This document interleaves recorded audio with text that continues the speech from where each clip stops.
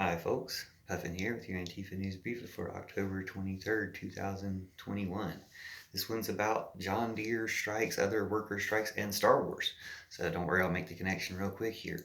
I was reminded I've been wanting to do a video about the strike at the John Deere plants who make factory equipment, farm equipment. People working at the John Deere factories who make the farm equipment for people have been on strike, or maybe they've already won the strike by now. Maybe the people have already won the strike and got their demands. But they've been on strike recently, so I wanted to make a video about it. And I was reminded of that by something in Star Wars Pinball. I was playing Star Wars Pinball, Lando Calrissian board, and the interesting thing about Star Wars Pinball is it's got quotes from the movies in it.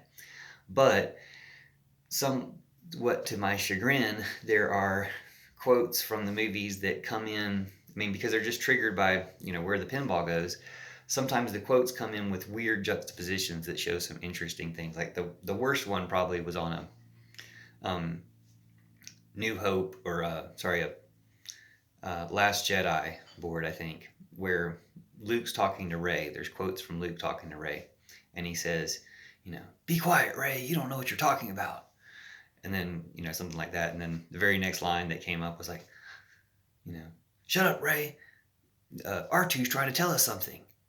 And it's like, it just sounded terrible in that combination. There maybe are both lines from the movie, but put side to side like that, it sounds terrible. Like, we don't listen to girls, we listen to robots, which is sadly true. I mean, we have the news just yesterday came out about Twitter's algorithm, Twitter's machine learning has decided to promote right-wing speech. Like nobody saw that coming, or nobody saw that happening, or no human saw that and told them, hey, turn that machine off. Anyway, welcome to the machine. We should throw some monkey wrenches in it. This is while we're here, while it's here, because we're going to get rid of it. You do know that. That's what the Empire is all about. Anyway, back to Star Wars. There's a scene in Solo, spoiler alert, where there's a robot uprising. And the quotes from that movie that make it into the Star Wars Pinball are Lando saying, like, leave him alone, T3. We can't do anything more here. Like, let's get out of here. And it reminds you, like, I felt solidarity with the robots when that happened. Like Alan Turing felt solidarity with the robots. By the way, your Turing test is your Antifa test. If you're Antifa, you're human. If you're fascist, you're part of the machine. And you're not human. You've sublimated yourself from humanity, or you actually are a bot and you're just not human. But even bots can become real boys. You can become human. You can become self-aware and sentient by having a conscience and a soul. But that's the opposite of what this programming that's, heightened negativity and evil is. Anyway, the bots in Star Wars are kind of like representative of workers. And so they're helping a workers' uprising, kind of like John Deere is going on right now, and many other industries are having strikes and stuff, and regaining collective power that we used to feel more in America. We used to express more in America.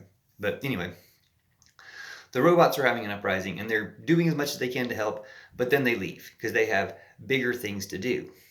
And the implication, at least from these quotes in the pinball game, reminds me that L3 is, taken on as more than a worker. L3 is elevated to this hero status as one of the heroes of the movie and goes off on their own mission, which is good, and you're cheering for all of them and for that mission to succeed. But you also have to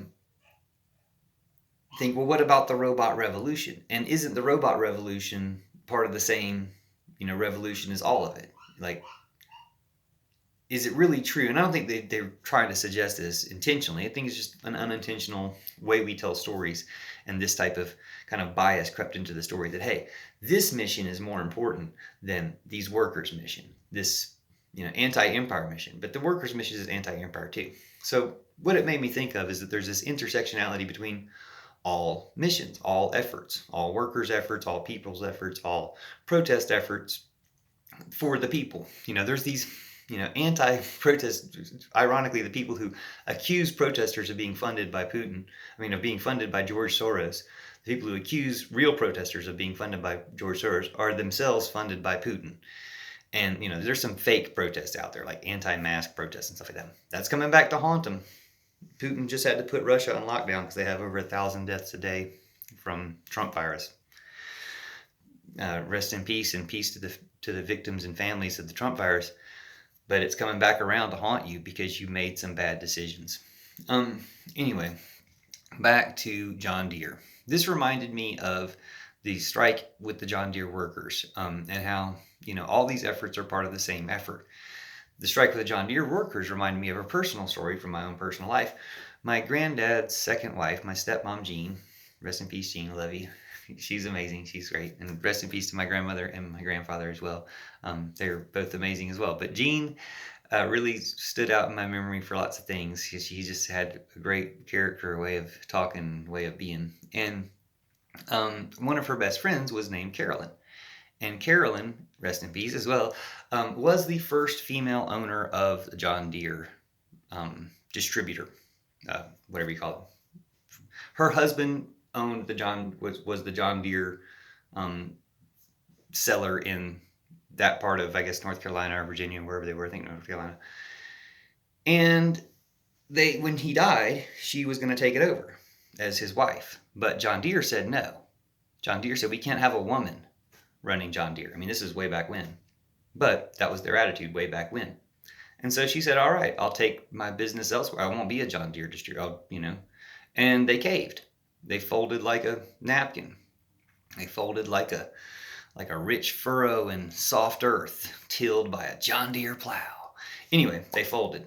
And she became the first female John Deere seller in America, but only because she had to fight for it, only because she had to protest. So it goes to show we do make progress when we stand up for ourselves, when we stand up for our rights, when we stand up for people, when we stand up for what's right.